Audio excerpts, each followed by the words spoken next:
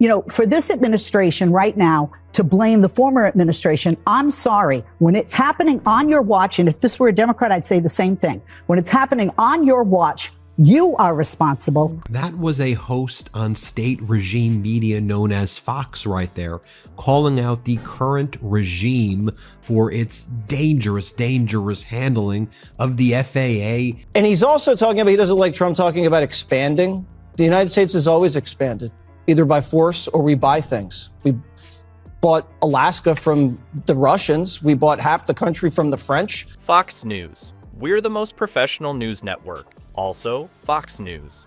Complete system failure when Orange Grandpa walks in unannounced. Their whole broadcast crashed faster than Trump's businesses in the 90s. Their technical director is probably updating their resume right now, while executives blame the deep state for their equipment failure. Let's break down this beautiful disaster minute by embarrassing minute.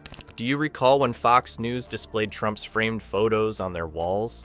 President talking tariffs and the economy. If you look at our new Fox News poll at 100 days job approval compared to other presidents, there you see the president at 44%. So let's say, for the sake of argument, that all of the water levels around the world rise by let's say 5 feet over the next 100 years, say 10 feet by the next 100 years, and it puts all the low-lying areas on the coast underwater. You know what else? Bret Baier had a beautiful graphic. I might frame it on my wall that had the approval ratings for the last 6 presidents for the first 100 days. Donald Trump is now the lowest. As though he were their favorite uncle. Even their cameras are now inoperable when the man arrives. When your ex sees you at the grocery store, it's like they've forgotten how to converse. Fox News, which is essentially the television equivalent of the kids that follow the school bully around, has always been Trump's personal fan club. The host would nod in agreement with whatever he said and laugh at his quips. However, during this presentation,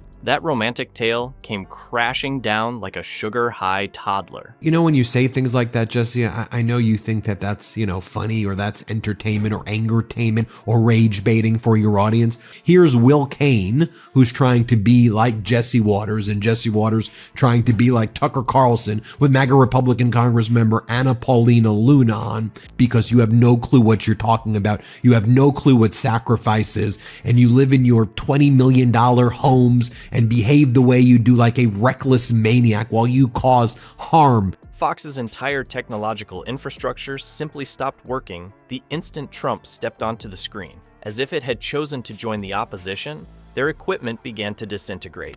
Initially, the cameras frantically jumped to illogical angles. Shots of vacant chairs, bewildered employees rushing about, and what appeared to be a janitor consuming a sandwich in the corner were shown to viewers. Even terrible was the audio. Trump sounded as though he were speaking from a fish tank. Although his mouth was moving, the words were jumbled and twisted.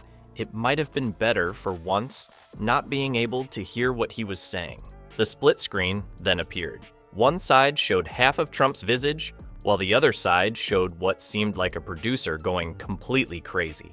The guy was mouthing what I believe were words you can't utter on TV while yanking out his hair, as they feverishly tapped their earpieces as if Morse code might save them. The hosts attempted to appear normal, putting those phony news smiles on their faces. Their faces betrayed the chaos that was happening behind them.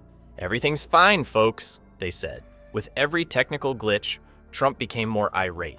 His face changed from a typical orange to a nuclear tangerine, if I may use that term. When his microphone broke out in the middle of his tirade about electoral fraud, you could almost see the steam escaping from his ears. It was supposed to be a simple interview, but instead it became the most embarrassing TV moment since Ted Cruz was seen eating whatever it was during a debate. It still gives me nightmares. The timing of this catastrophe for Fox could not have been more dire. This technical blunder was like shooting themselves in both foot while wearing flip-flops after months of losing their Trump-loving following and losing viewers to Newsmax. As their beloved network spectacularly failed their favorite president, the surviving fans watched in despair. Trump intervened to disprove Fox News' assertion that they couldn't possibly disgrace themselves anymore. He began to do what he does best, which is to make everything worse while making it all about himself. I don't know, Robert. Some of the people we talked to say incompetence probably the wrong word. Unclear might be a better word. What do you say?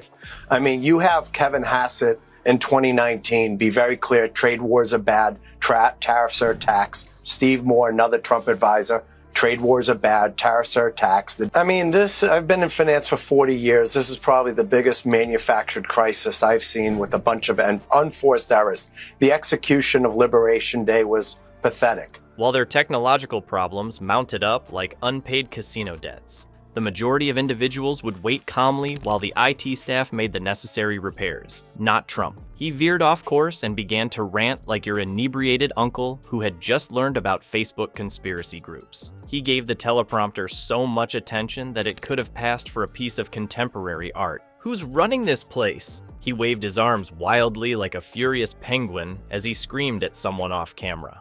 Is the deep state attempting to silence me once more? Are we now at this point? At that moment, the poor camera operator most likely thought of changing careers. Trump began pointing to various pieces of equipment located throughout the studio. Instead of these losers, bring in some actual pros. I am the expert on television. Highest ratings. Everyone agrees. He seemed to be unaware of the irony that he was the least professional person in the room while talking about professionals.